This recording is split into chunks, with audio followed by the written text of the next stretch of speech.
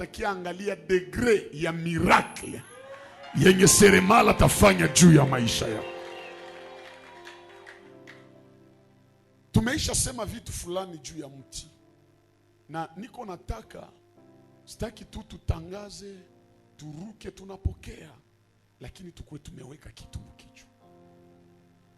Ukumbuke tu kama muti mbele ifike muatelier, lazima waitoshe mpori kwenye ilikuwa.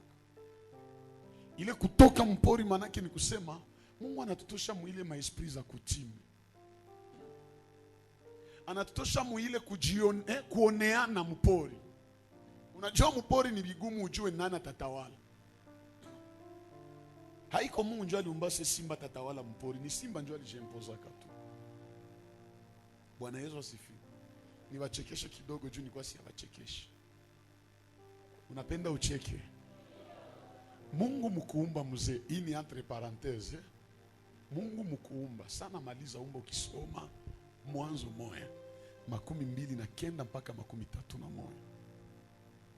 Mungu akasema hivi: kwa watu na wachia chakula kula kila mti yenye iko na tunda na kila liani yenye iko na mbegu, lakini kwa wanyama watakula kila liani yenye haina tunda na haina mbegu. Manake kila mboga zetu tunakulaka za mbegu ilikuwa chakula ya mwanadamu tangu mwanzo. Tuko pamoja? Sasa kwetu tutachekea ni hapa. Manake gisi tunaanza kaona leo mbuzi inakula maragi, inakuwa herere. Mungu hakuumbaka vile. Amen. Mena sisa tunaona mtu anakula matembela, halikukuwa vile. Na ile mabijumu biazi ni herere. Juu kiazi njo muzizi ya matembela. Kiazi haikuwake na mbegu. Juu upande mnajua kijumba, juu ipande inaomba ukate tu liani, unaitupa kumbudongo kisha naanza ote. Maana njo mbegu, haikuwake na mbegu hiyo. Ile ilikuwa chakula ya mambuzi, ilikuwa matembela na matambazi. Sasa nipose question. Lenga inakuwa na mbegu, haikuwa na mbegu? Maana ilikuwa chakula ya nani? Ya mtu, si ni vile? Maragi yao tulishasema. Maboge inakuwa na mbegu, haikuwa na mbegu? Maana na kukula bishusha Adamu alikuwa anakula depuis zamani. Sasa kwa vinaharibikia ni hapa. Bangi inakuwa na mbegu, haikuwa na mbegu? Iko na mbegu. Maana ilikuwa chakula ya nani? Ya Adamu. Sasa zambi ya Adamu njoo ikapandisha kadoze mubangi.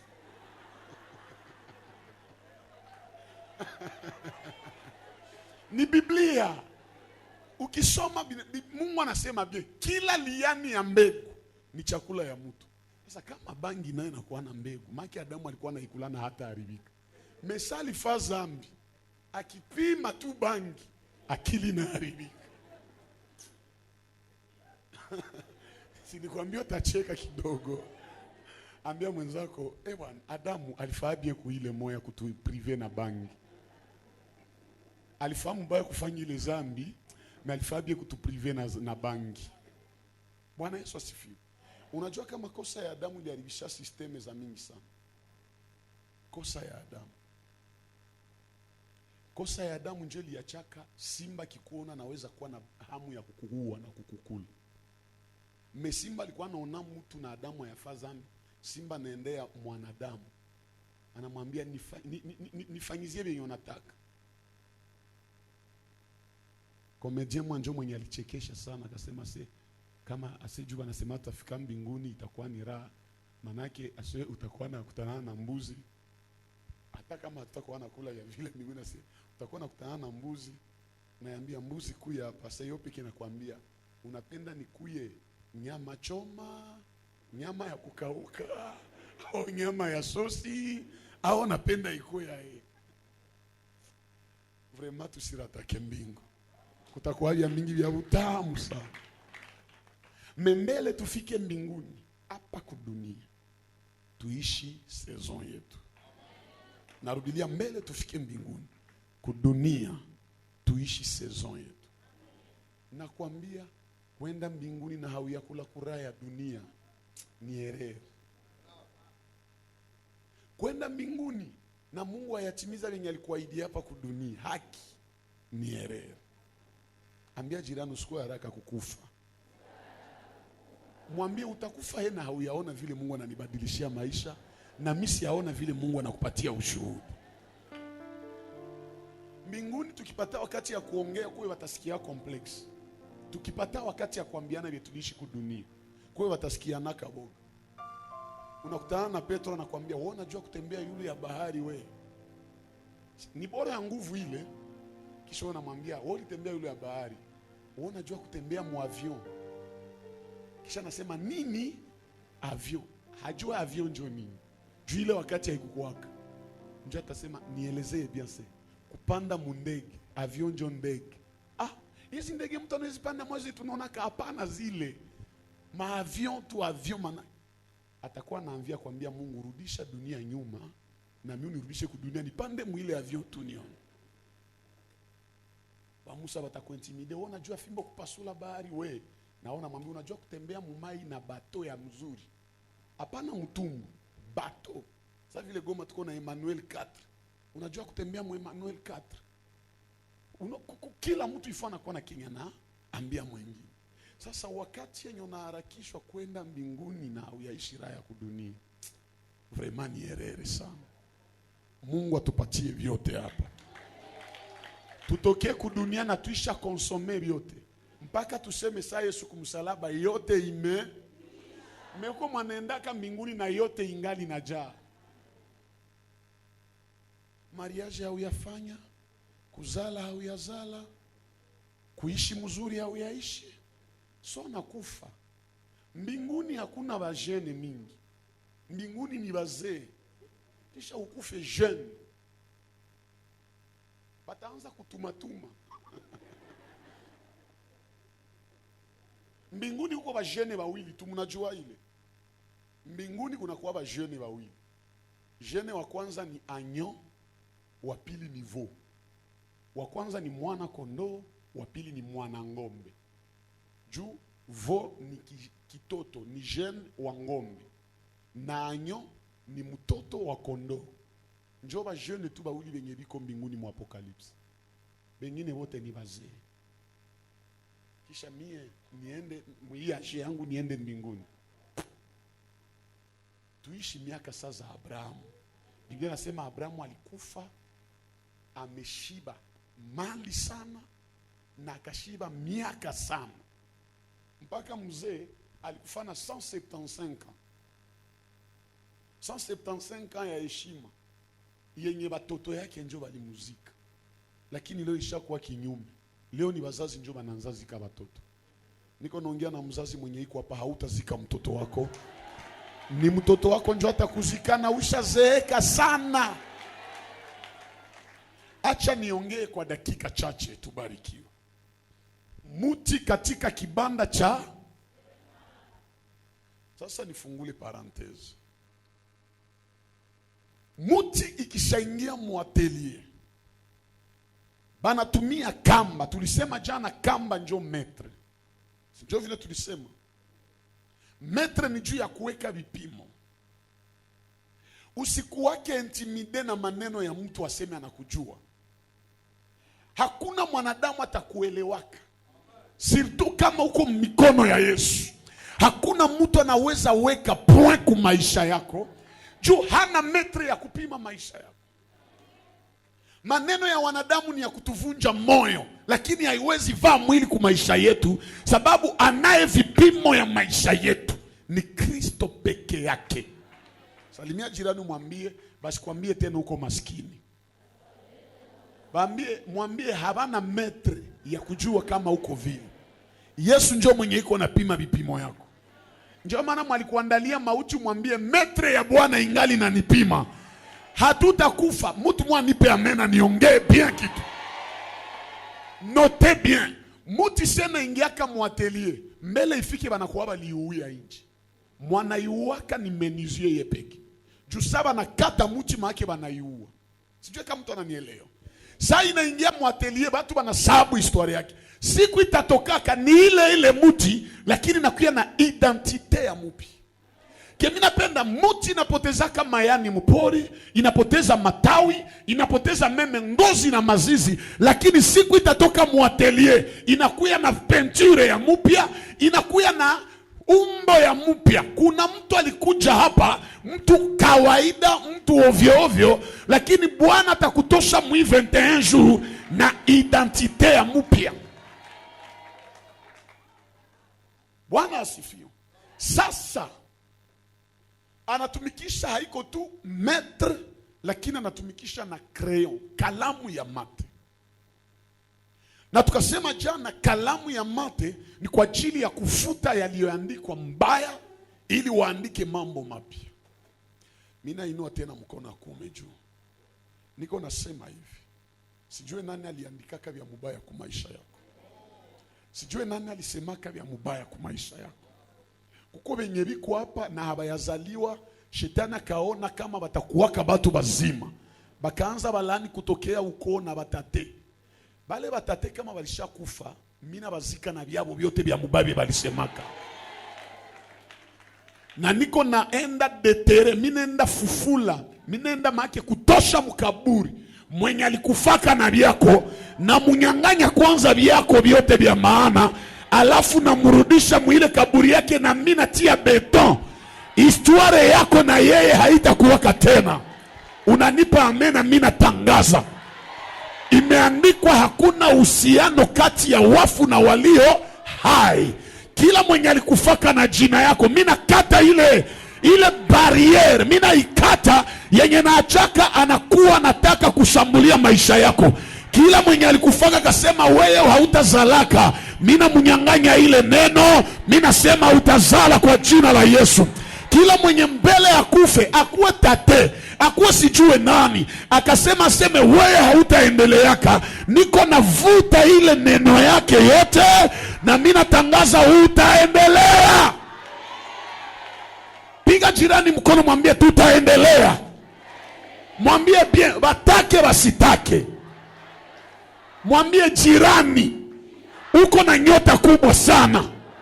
Sasa bale balozi, bale batate ya maromu baya, bali kandikaka aseme hautaendeleaka. Mui 21 jours, batakufa na byabo, siye tuko naendelea. Me question yangu ni hii. Mwenye iko na loga maisha yako aishi au akufe? Nijibie bien, aishi au akufe? Mwenye iko nafunga destine yako aishi au akufe? Mwenye iko nafunga ndoa yako aishi au akufe? Akufe na vyake njoo bifungiwe, wewe vyako lazima bisimame. Nauliza tena, mwenye iko nataka usishuhudie aishi au akufe? Mina barudilia tena, misiko mwile maombi asema pendeni adui zenu. Kuko baadui bakupenda, misikatali.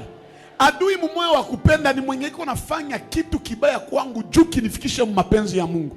Lakini adui mwenye ananiloga, ulozi haina raporo na mapenzi ya Mungu, ule akufe mbele yangu. Ukiniambia sema ni muombe, ndakuambia juu ya nini Mordekai hakuombeaka amani aishi. Niko naomba kila adui yako atundikwe kwa jina la Yesu. Atundikwe na maneno yake kwa jina la Yesu. Kama Mungu yeye pekee anaambia Musa, ambie wana wa Israeli, wa Misri munao waona, hamutawaona. Niko naongea na wewe mwenye aliloga maisha yako, hautasikiaka tena historia yake. Mwenye alifuatilia maisha yako, hautasikia tena hadithi zake. Lazima auawe. Nipe amena kubwa. Mtu mwanipe amena nipasule kidogo. Israeli mbele ya bahari ya Shamu, Farao nyuma njoo adui, ngambo jangwa na jangwa. Mungu anaambia Musa, nyosha fimbo yako juu ya maji. Fimbo ikanyoshwa. Ile fimbo yenye inapasulaka njiani Yesu wa Nazareti, na mnyosha juu ya maisha yako leo, apasue njia ya muujiza, apasue njia ya ushuhuda, apasue njia ya mafanikio, apasue njia ya ndoa, apasue njia ya biashara. Baki kufungia njia, Yesu anakuya pasula njia.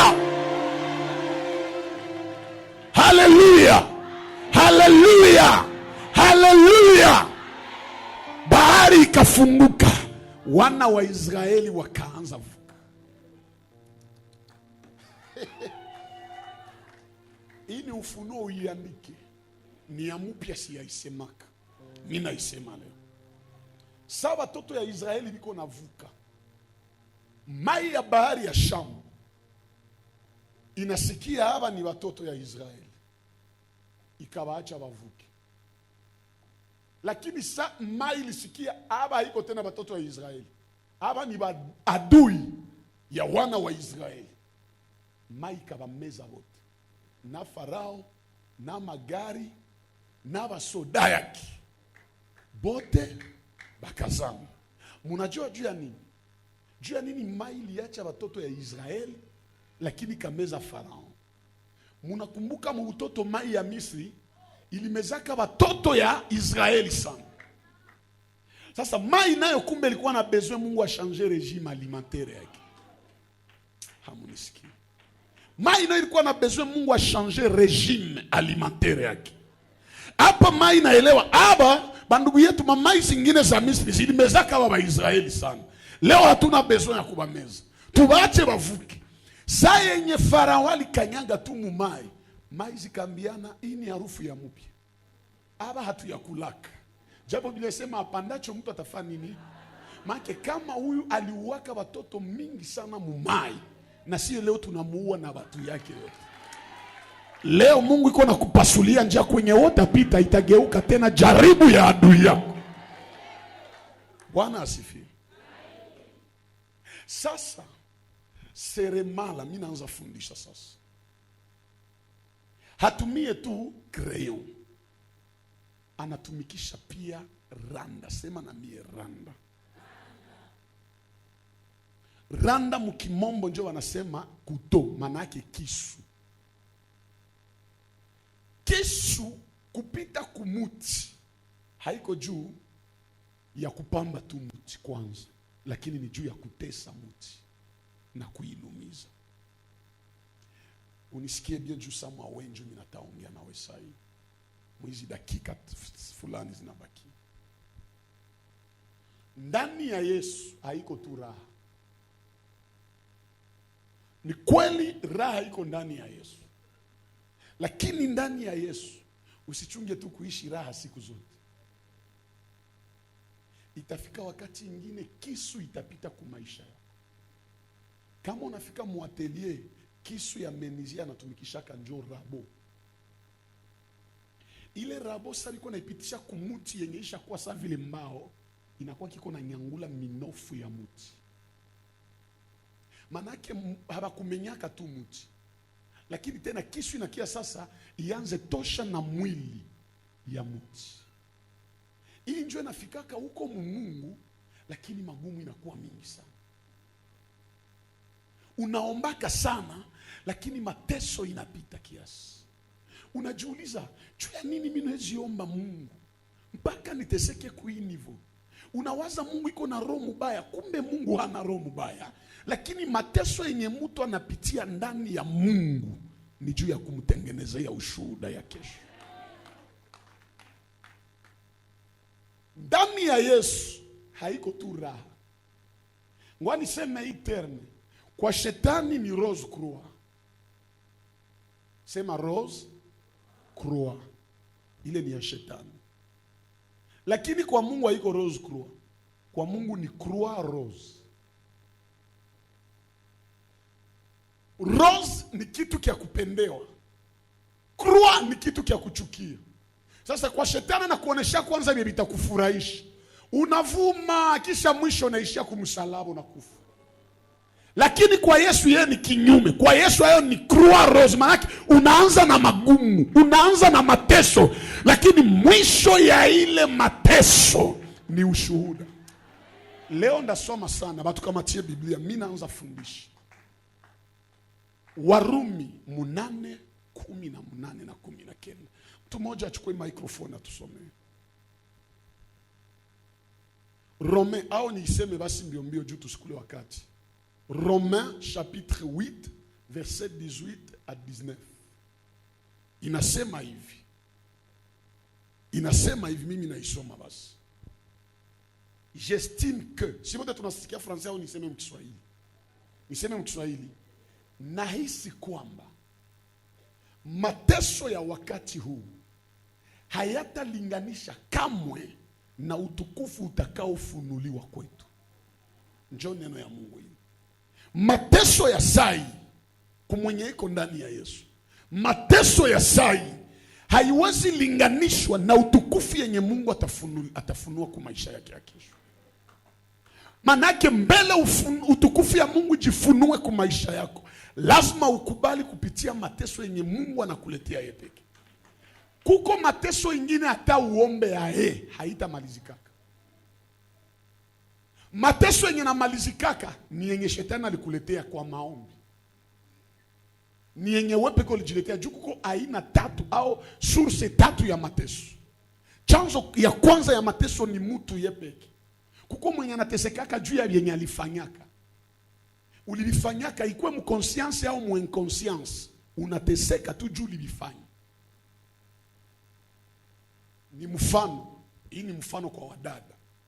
Mungu alipangaka utazalaka watoto 5 mumwako. Kisha saa ungali fie, unabeba mimba ya kwanza unatosha, ya pili unatosha, ya 3 unatosha, ya 4 unatosha, na ya 5 unatosha. Wewe ulikuwa nawaza uko productive au niseme productive. Kisha siku naolewa, unafanya ndoa ya heshima. Shetani hakukuloga. Hakuna mulozi alikuloga. Mungu hana probleme na wewe. Meju upate mtoto, hata uombe akose rehema za Bwana tu. Mepale hata uombe kama Mungu alikupangia 5 ukawapitisha vile, maana yako inaishi. Hapa ni shetani njoo amemfanya vile.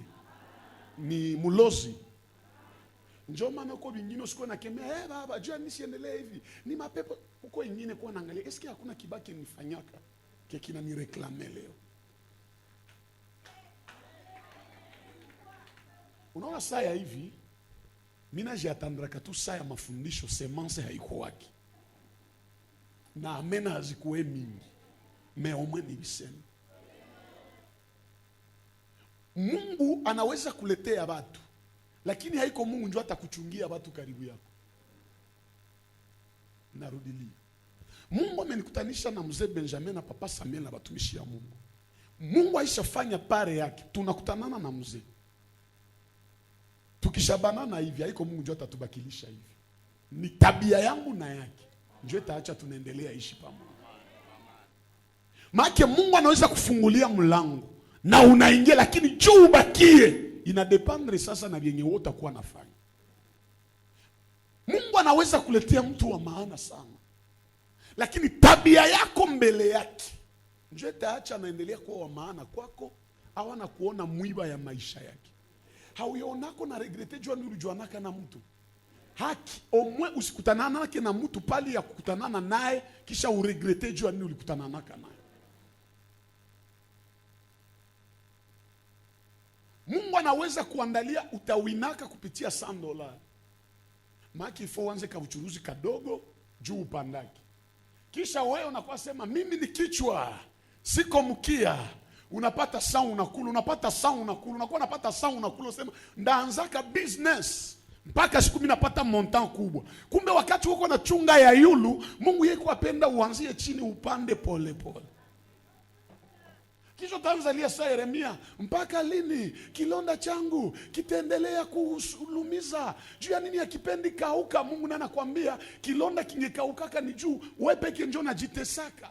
Watu mingi wanajitesa. Kuko wengine badada hapa hawaolewe haiko sejua aliko bakiana.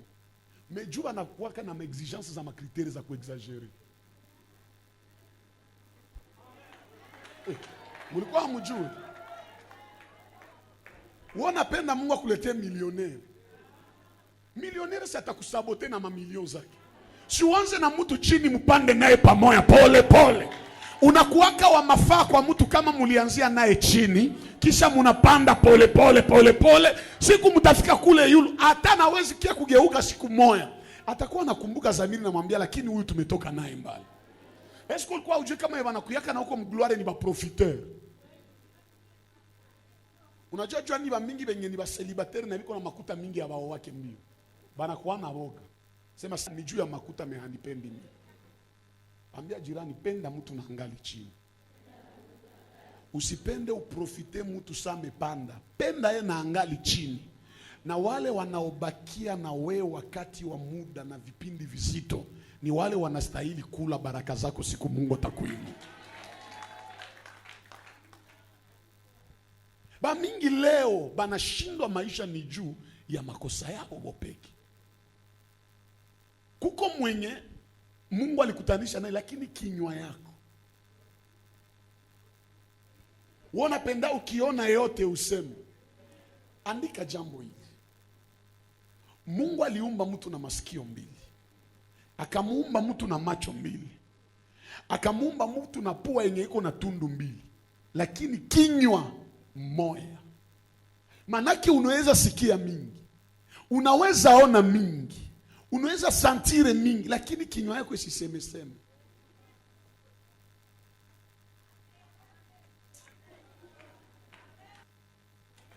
Oh, il faut niseme kweli yote. Toute vérité n'est pas bonne. Hata niko mfupi, kisha niambie niko mfupi. Unaweza na nibariki. Samwa itaji yangu inakuwa na mimi nikuwe mrefu. Kisha unanitukania ufupi yangu. Unaona wazi itanibariki ile. Sijui kama mnanisikia pa. Oh, huyo vraiment jichulaka ngozi. Binakuona. Jua jichule ni makuta yake, jua litumikisha. Haukumupa hata 10 francs. Acha mtu aishi maisha yake kisha anajisikia. Na wewe jiokipe na onyo zako. Shughulika na maisha yako. Hapana fuatilia ya mwingine. Ba mingi leo wameshindwa ni juu wanapenda fuatilia maisha ya wengine. Mbele ufuate maisha ya mwingine, angalia kwanza yako. Alisema Yesu, toa boriti ndani ya jicho lako upate kukitazama kibanzi cha nani? Boriti ni nani? Ni nyasi. Unajua nyasi? Kanyasi kanaingia mlicho. Sasa Yesu anasema hivi. Aseme boriti ni putre, kibanzi njo nyasi. Tuko pamoja? Tosha putre mlicho yako. Behabajue putre njo drie. Munajua drie? Munaona lule lumbao lunakuwa chevron wa munene sana. Njo drie hili. Njo yenye Yesu alisema kase mbele utoshe kanyasi kiko mulicho ya jirani. Tosha kwanza lule ludrie, lule lumbao wa kabambi mulicho yako. Manake nini? Usionake uchafu au defo kwa mwingine na wewe peko na yala na madefo. Mbele ufuatane na kutengeneza maisha mwingine, anza kwanza tengeneza yako. Meba mingi maisha shabapiga wanapenda bajifie misaada kwa maisha ya wengine. Utaanza jisaidie kwanza. Njoo unisaidie. Ona kwanza udhaifu yako. Njoo uone yangu. Unajua ule anasema mingi. Ule hakuena siri. Ulijuaje kama hakuena siri? Manake ulimwambiaka. Ambia jirani kwambie neno mzee wangu anasemaka. Ambia jirani siri yenye haukuweza chunga, muona iambia hata ichungaka. Ile ni neno kubwa. Unajua kama uko vingine lazima uende navyo mpaka kaburini. Usijiambie na mkonfia wako. Juu mwenye unajikonfia yako kwa mwenye naye anajikonfia kako. Mwenye unasemaka huu njoo wangu wakati, naye iko na mwenye anasema ule njoo wangu wakati. Vyote vile unamwambia tenda visema kule. Sumu ule mwenye anaenda viambia kwa mwenye mngefanya business. Hata Yesu siku moja anaikala anauliza watu wanasema nini kule nje juu yangu. Mnajua ilikuwa ni kesi ya curiosity ya yeye. Bakaanza ambia Yesu, sema mwa wanasema wewe ase uko Yeremia. Bengine biko kufananisha na Elia. Bengine biko kufananisha na Yohana Mbatizaji. Na bengine biko sema wewe uko mmoja wa manabii. Yesu akasema njoo vile. Bana nikompare na Musa mie. Musa alipasula bahari na fimbo. Mimi nilitembea yule ya mai, hatuwezi kwa sawa sawa. Sijui kama mnanisikia. Mimi nilipasula yali pasula mai na fimbo, mie peke nitembea yulu ya mai. Yeremia a partir ya 12 ans ndio alianza tumikia Mungu, kujililisha mingi. Mie Yesu a partir ya 12 ans nilikuwa nashangaza wazee mu hekalu. Yohana Mbatizaji ndio nilikuwa nikompare naye, na walisikia vile Yohana yeye peke anasema sema hastahili kunifungula hata kamba ya viatu yangu. Kisha kwa bana exagera na bengine kwa sema sio moyo wa manabii make uko nabii mwa hivyo ovyo ovyo. Ndio Yesu akabageukia akasema vile ni vya bainji. Na nyiwe munanizunguruka. Munasema mie ni nani? Wote kimya. Mnajua ile kimya inamaanisha nini? Vyote vile tunasikia nje juu yako tushaviamini.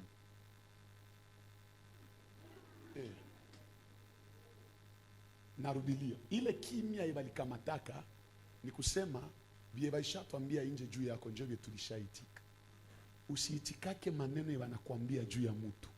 Itika njo yenye mtu ye peke anakuambia juu yake. Ba nje biko tuna confusion juu ya mtu. Njo Petro akasema kamen nisikwe mu ekipe ya baba wenzangu. Petro akatoka mkawaida. Njo akasema Bwana, wewe ni Kristo mwana wa Mungu aliye hai. Yesu akasikia raha. Njo akasema unaheri Simoni mwana wa Yona, sababu mambo haya si damu na nyama imekufunulia, lakini ni Baba aliye juu mbinguni. Manake nini? Usitembeake na mtu kufuatana na vyenye unasikiaka juu yake, lakini tembea na mtu kufuatana na vyenye ulifunuliwa na Mungu juu yake.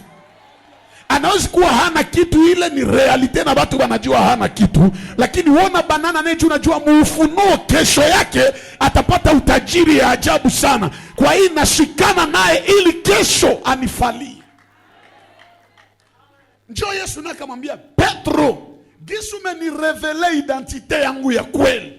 Na mie leo mimi nakwambia, wewe hauko Simoni tena.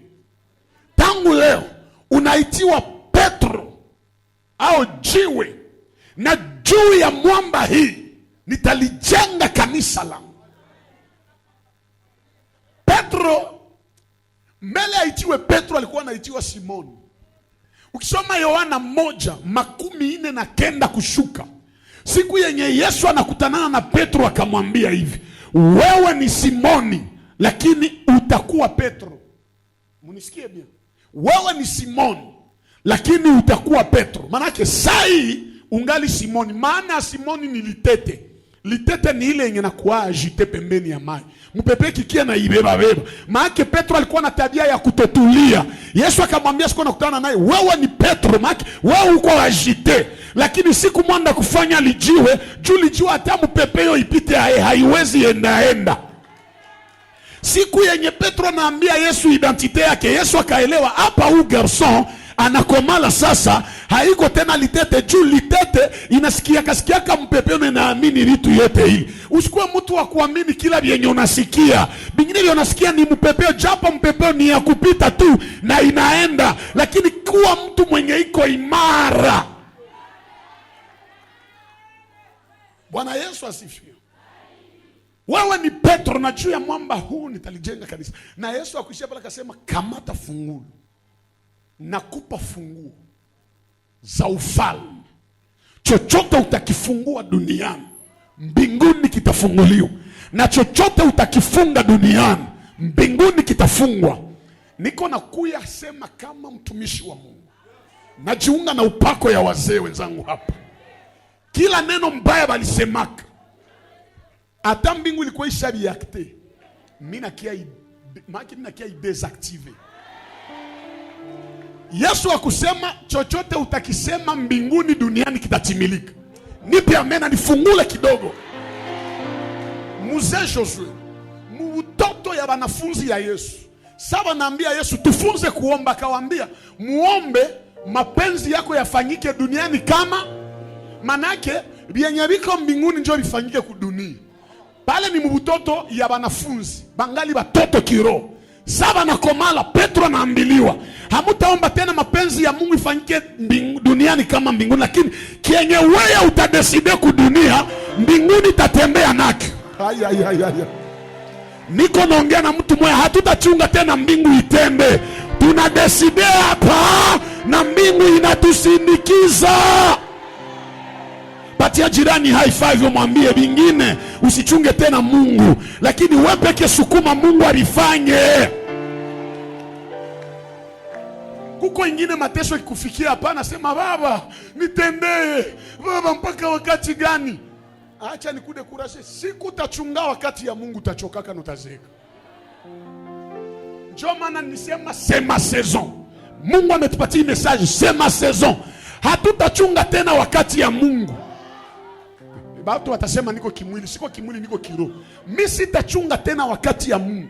Wakati ya Mungu ni neema, lakini wakati yangu ni imani ndio inanipatia wakati yangu.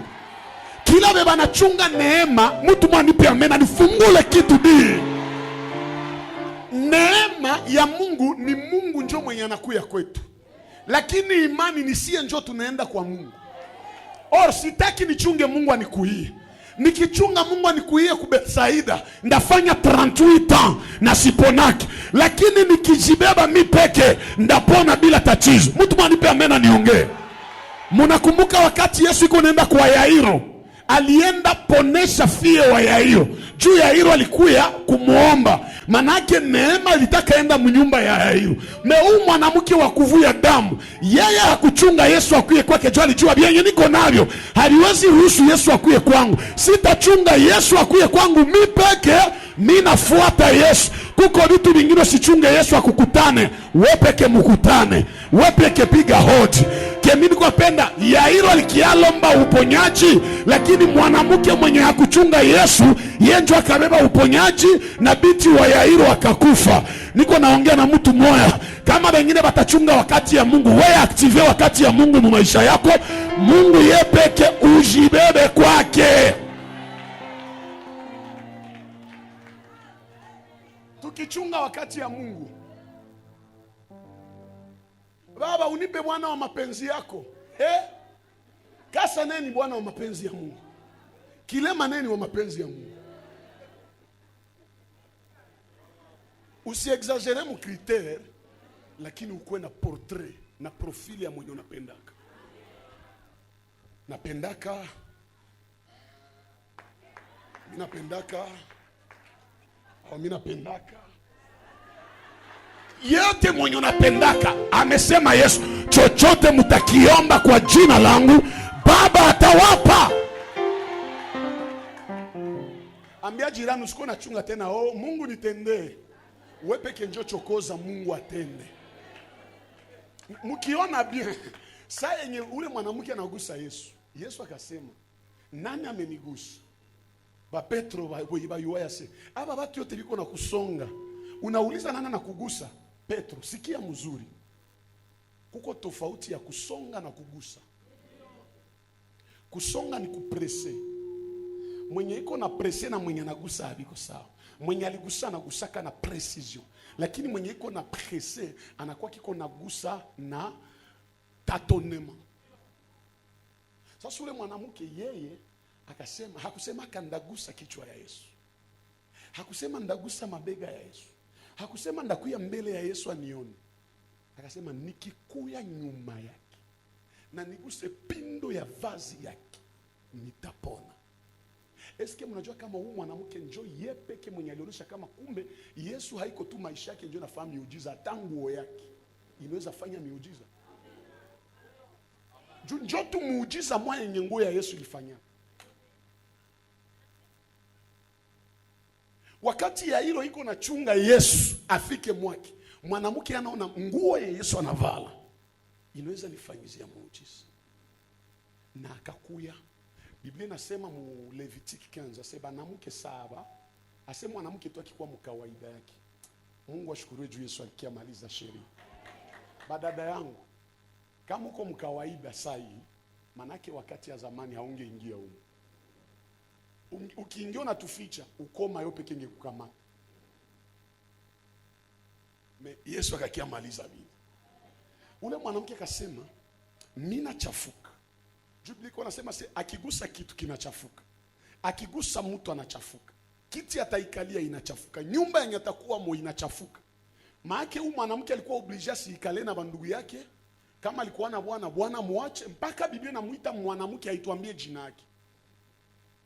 Me ule mwanamke akakuya nyuma ya Yesu. Yairo alikia semea fie wake. Huyu mwanamke sana kiagusa pindo ya vazi ya Yesu. Sadamu inakauka. Yesu anauliza nani amenigusa? Petro anasema sema na wanafunzi wengine. Ule mwanamke akasema ni mie. Yesu sasa alimuona naona hachafike tena akamwambia binti wangu, rudi nyumbani, imani yako imekuponya. Maana yake nini? Hata wazazi walikukatalaka, mimi nakuadopte. Unageuka fie wangu. Roho ya Bwana ikuadopte asubuhi ya leo. Narudilia, akuadopte hii asubuhi kwa jina la Yesu. Akuadopte. Mimi nakuadopte maki. Kama Yairo alikia ombea fie wake, na mimi najiokipe kwanza na fie wangu. Hata Wafaransa wanasemaka la charité bien ordonnée. Hii turugisi huko wa Yesu, wewe ndio ataanzia yako. Narudilia, wewe ndio ataanzia. Lakini kwa hii yote lazima uelewe muatelier mpaka kisu ipite kwa maisha yako.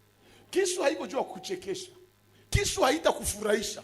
Kisu itakutesa, itakulumiza mpaka unajiuliza ni Mungu tu ndio mimi naombaka au usione tunahubiri hivi mekwe Mungu ametutosha. Kwa Mungu ametutosha. Niliwaambia hapa ilifika wakati yenye nilikuwa niambia niko Goma mdokta, mimi nakimbia. Mimi nasema bongo, mimi naambia Mungu nisamee kwa hii dhambi. Bakijua kama niko Goma, bafike kwa mimi na lalaka. Usione mtu anapendeza mkanisa uwaze na kunyumba biko bien. Sia wengine hapa tulikuwa nafika kubialala. Unalogota yako mabiato. Unabeba kwa korodo. Anakutilia mshele, unajua mshele? Urudumu. Anaitia chini ya kiatu. Wewe peko nasema hii boro ni 5. Hii boro ni ya 5. Njoo na kwa tembea unauza pratiko, unapakala bore na tema. Watu wanasema grand boro me hauwezi 5. Juu ki 5 bana kuresome. Maisha mwenye kume banajua Goma mimi nilikuwa nikala Nyabushongo. Ile kote ya vitanke. Si tu kwa kula chakula yenye hauwezi kula 19h. Mimi leo kwa sababu njali natafuta ni wa usiku juu nishazoea mbaba mimi naanza kula 19h20. Si tulizoea kula ma 0h moins. Sasa mimi nakula 19h. Kwa 0h tenelea njali itakuishanza luma tena. Njali itakuishanza luma. Mateso moya ya ajabu. Uko nenda msoko hauwezi yemea na mimi juu nipate 2000 francs kwa miujiza. Uko pata 1000 francs njoo kwa projet, njoo kwa mafuta, njoo kwa makala, njoo kwa petrol. Tena ile wakati si hatuna na zatala, uko natumikisha kapagani. Unajua kapagani? Kuko mwana kumbuka naye kwa Mungu alimtosha. Kapagani tukaibadilisha jina wakati mwa hivi. Mnakumbuka ile jina tulikuwa naitaka? Ndo kale kabo tena unakuwa nakosa na za Rutambi. Unakumbuka Rutambi? Unakosa za Rutambi. Unatwala kitepe ya mtoto na shono unasuka sagisi banasuka meshe za banamuke. Kisha unatia pale kukale kaboro. Sie wengine machupa ya mayonnaise. Tulikuwa nenda kubatajiri, unaona balimaliza mayonnaise banatupa ukialala. Uona igeuza tala yako. Ile mavendeze ile msoko ilikuwa bihombe bishe, mifungwa sambaza 500. Njoo unaenda uza zili. Ni sambaza yenye uko nakuli na babula huko kote juu ya Mungu wako. Memu ile yote Mungu akwambia mtoto wangu ndakuinua. Mtoto wangu ndakupelekaka mbali. Mtoto wangu ndakutembezaka. Ni miaka imepita, meona leo tuko 2023. Mungu anatukutanisha Butembo. Mungu anatukutanisha Butembo. Kuko magumu ingine Mungu anaweza leta mu maisha yako. Unawaza ni roho mbaya ya Mungu. Kumbe Mungu iko na kuandalia vitu vikuu. Bwana Yesu asifiwe. Inaweza fika wakati mwingine Mungu anaruhusu batu yote bakukatale. Batu yote bakutupe. Batu yote bakuone bure. Kumbe Mungu yuapenda bakuache juu Mungu apate wakati ya kukutengeneza, ya kupatia picha nzuri. Siku atakutosha utaona nabe balikuachaka hautabaita. Wao pekee banajileta.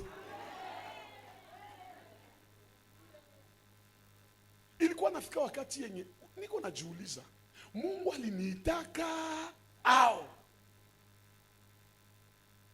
mimi kuzaliwa yangu ilikuwa ya unabii. Babangu alikuwa pastori mkubwa, iko parmi walitaka Reveil Msud Kivu, alikuwa pastori mkubwa sana.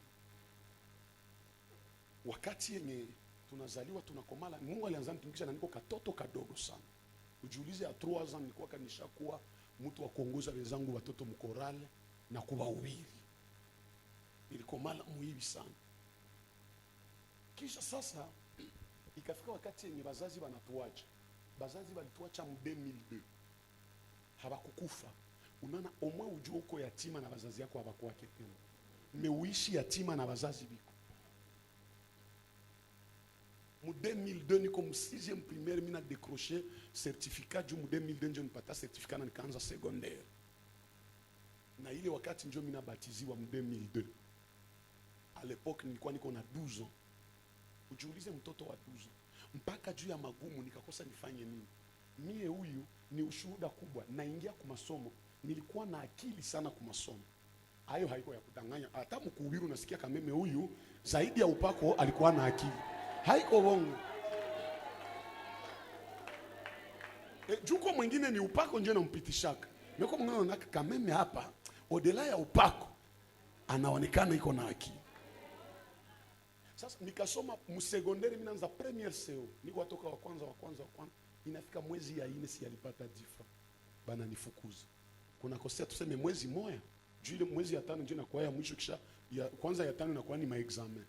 Bana nifukuza. Then nilikuwa naonesha maintero, nafanyizia ma devoir, banapanda 2e. Mwaka kesho tena mimi naanza, inafika mwezi ya 3 binanishinda. Ikakia fika wenzangu betulianza nao wanaingia mu 5e secondaire. Mimi ningali mu premier. Haikuwa semi na shindwa, haikuwa semi na kosaki. Lakini nani wangu atanilipia pesa hizo? Mpaka ikafika wakati moja yenye mimi naanza sikia haya. Unatenda kwa masomo, ndaendea wapi? Foni tafuta basi masomo yenye hakuna hata mwamwe tulianza naye masomo. Mungu akakasaidia, tukaunga tukakiangukia uka diploma mu 2009. Tukaunga. Na mimi natumikia Mungu, juu nianza tumikia Mungu depuis buto. Muile mateso ma 2003, sa mateso inanipita kiasi. Nikaanza fanya vya mubaya, nikajifunza kujenga mambebla ya manjanja. Mimi najifunza ile kazi. Kama anasema sema mtu ni mvivu, haujui alishapitia. Nikaanza jenga mambebla. Mimi najua hapa, mimi najua tengeneza mbabla, sijui kama ninaweza kumbuka, mimi najua sana. Ikafika wakati mbabla uko nauzisha ku 150 francs. Haiwezi fanya kitu. Sasa sina hata za nani za kuuza materiele juu ya kazi. Njoo Mugoma niliiba mangungulu za watu. Mimi nabisemea kwa mazabao. Maana mimi nakuwa natembea mchana, njoo tulikuwa naita crack. Unajitembeza. Unaona kwa ngungulu iko. Unaona pia una maîtriser. Unaenda. Sasa nafika 0:31 unalamuka. Unavala koti bien. Unaenda jitembeza. Tulikuwa naenda na strategia ya kuiba tu ngungulu. Unaenda na bidon juu bawazo, unaenda lamkia kwa maji ile wakati mai inatesa watu Goma. Tunaenda na mabidon. So unafika unaruka majiwe pole. Naenda po ile ukishakamata tu yulu na chini hivi, ngungulu inasema bai. Niliiba mangungulu. Nikabaniwa kama mara pili. Sasa sikia mwezi ni 40 kama ni. Nikabaniwa ya kwanza ilikuwa mu quartier. Tena niko vile niko nimba maisha na nitesa. Niko nafanya kazi ya Mungu mkanisa ile wakati uko mtoto, kanisa unaona kwa makanisa zingine zenye havangaikie mtu. Banajua magumu ya mtoto iko napitia, hakuna wa kumjali. Tena ile wakati niko mtoto vile mimi ndio entraîneur wa makorale zote. Ndio maana mnasikia samu hapa niko naimba binakamata, saa nyingine binakatala juma ubirisha huwa sauti. Mimi niliimbaka na niko na petite sere ni monstre mu vya kuimba Goma. Njo dare manaimbaka sa mzungu. Maintenant saa yenye mimi napitia ile maisha, baka nibanaka mkartie na mimi nende ngungulu. Kipande ya ngungulu. Mimi nakinyangula. Kumbe ba jeune mwa mkartie bali tu raisonner, tulikuwa batatu. Na kinyangula na kipokeza mwenzangu na anapokeza mwingine. Sana nipokeza njoo ase ba mwizi ya ngumbi nikakitupa. Mie kwanza kulikuwa mwenzangu mwa hivi mundande mwenzetu mwa pale Goma tulikuwa tulijengana ima mbabula. Njoo Sumbe siwezi msahau. Sumbe tulikuwa nenda iba na ile mabo. Siye wale tulikuwa kimbia habaya nibana. Baka ninyangulia hapa. Baka nitosha kosa hapa na kule kubarabara niko nasema chenanza toka. Nasema leo mwisho yangu. Kisha sasa jeune fille wa mkartia say yes. Muimbaji mzima mwizi. Haya ngapi sikupataka miwao. Kumbe ile yote ni maisha yenye seremali kwa pitisha mpanga yule. Siku ingine mimi naenda beba najua Goma pale kwa Lanini. Avant Lanini kulikuwa kafasi mama alikuwa anaita zamani ya Namade. Anamad en face kulikuwa mama mwa wa Muislamu ndio mama Aziz alikuwa anauzisha kabichuma. Niko apita pale magharibi mimi naona linjanja. Mimi nasema huko unaweza toka ka cadre mwa ambabula. Kalinjanja kenda pata 150 francs s'il vous plaît. Tulikuwa na garçon mwa njo grâce na katwala. Naambia nipokeze yako. Ananiambia si aka kako ni kangu deja juu milioni nimekatwala. Nikamwambia blage ile. Blage ile. Ase kama unabisha kamata yo irudishe. Sasa mimi nanzona hii 150 omba tatu ngeigabula naye. Akasema haki juu ya mateso mwe nirudishe. Kisha mimi Msamaria mwema mimi narudisha vile vilikuwa vishaibiwa njoo bakanibana. Ule mama ni Muislamu, mimi nakupatia ushuhuda juu nimalizia. Ule mama ni musulman. Bakanitia mwaki. Ule mama kumbe kuko garçon mama tukwa jengana naye mambabula njoo Lumbabo. Ule bwana baliniambia sasa balimubana pale bakamwambia atoshe manguo. Akarudiaka usiku mumakwe mpaka kwabo havale naye nguo ya ndani. Bahati mzuri akaingiaka kwabo, unaona ile wakati hakuna matala, akaenda kwa pita mpaka akaponyoka akaingia mwa akashanje, akajifasa mwa alikuwa analala. Mimi nikawazali tudanganyaka. Sasa mimi bakanibana muti. Nikasikia wanasema we mwizi.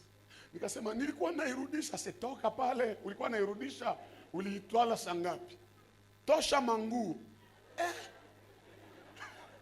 Nife nini? Tosha manguo. Mimi nawaza ni black.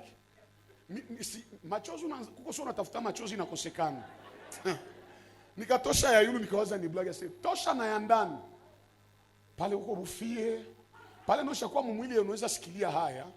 Juu shakuwa mtu mzima. Mimi natosha viatu. Mimi natosha pantalon. Kuna wakia ile ya ndani nasa. Tosha. Ni sasa Yesu wangu nani alinituma ni ile ase hatujue Yesu. Tunajua Muhammad. Hatujue Yesu Tosha. Mimi nafa nitoshe tu. Tosha. Nikashusha. Nikakuwa sa Yesu kumsalaba. Wakati nishakuwa sa Yesu msalabani, mimi naanzalia Yesu nani alinituma? Nani alinituma bandugu? Nani? Mateso tu ndio naweza nipitisha mwi. Nikasema ile maneno. Mateso ndio naweza nifikisha muibi. Leo wananivula manguo juu ya kitu kingetoka moto 150 francs. Njoo ule mama akasema, ule Yesu Mungu anasema, mbona asi anawaambia msikoe na hiyo? Kisha nikamwambia, na mimi naimbaka hata mkanisa. Nikamwambia sijua shetani gani aliniingia, mimi naimbaka mkanisa. Kweli unaimbaka? Ndio, tuimbie. Nikasema nikiimba mtaniacha, sasa wewe ndio utatuambia imba. Nikajipanga. Nikaimba hii wimbo yenye wa mingi wa zamani watajua. Nikaanza, ninaye Yesu ndio maana naimba. Bazamani ndio wanaweza kumbuka hii wimbo. Sasa naimba ninaye Yesu, bakacheka. Sasa wakasema usiseme ndio maana unaimba, useme ndio maana naimba. Bakakufa na cheko. Kisha bakanipatia mango, wakasema nalikuwa cheka mata mango zako. Gisha uko na ule Yesu pardon. Usiibake tena. Juba siku na kuvula mango juu ya vitu ya ovyo ovyo hivyo. Njoo nikatoka nikasema nizitwale. Basi nivalia msalon. Nilifika tu nje njoo nilikuwa vala sijui nivalaka Kisha nilikuwa najiuliza hasa nyuma. Bangeniacha niende na Sivale. Muile age, juu nilikuwa nishakuwa na ma16 ans. Banione Sivale. Mwataniona Sivale ilikuwa kama 20 heures. Hata nipiga majiwa sasa niko mlozi. Si bangeniua na majiwa. Ile magumu yote, mateso yote, kumbe Yesu iko natupitisha mubile, jiko naonesha ni kisu yangu nje niko napitisha, nitoshe vitu fulani. Mateso ingine Mungu analeta mashetu nijua kutosha biburi, kutosha kujivuna. Kuko vingine vyenye Mungu akikuinua haujivunake, juu nakumbuka kwen nimetoka na Mungu, sina haki ya kujivuna leo. Mtu mwenye alipitia magumu ndani ya Mungu, kisha Mungu akamutosha pale, sana muinua, akiona mwingine anateseka leo, hawezi mcheka, hawezi msema mubaya, naelewaka huyu naye iko mkipindi kenye nishapitia, acha ni mfariji. Na kuyaomba na mwenye iko napitia kipindi kizito imasi, na kuyatia mtu mama iko apitia kipindi kizito, seremala njoo mwenye iko nataka vile vikufikie, lakini Mungu iko nataka sasa abimalize. Mungu anakiatia mwisho ya ile mateso yako. Biblia imesema mateso haitadumu, magumu haitadumu, kipindi kizito hakitadumu. Ni kweli tunaweza lia, lakini tuko na upendo ya Yesu.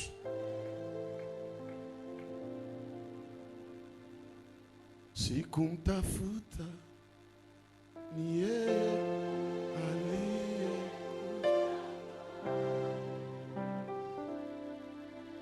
ingawaje dhambi makosa yangu, Yesu alinipenda nikamwamini, yeye kanisamehe. Oh, upendo wake Yesu wanishangaza. Huyu Yesu, huyu Yesu rafiki mwema, rafiki wangu Yesu, haleluya.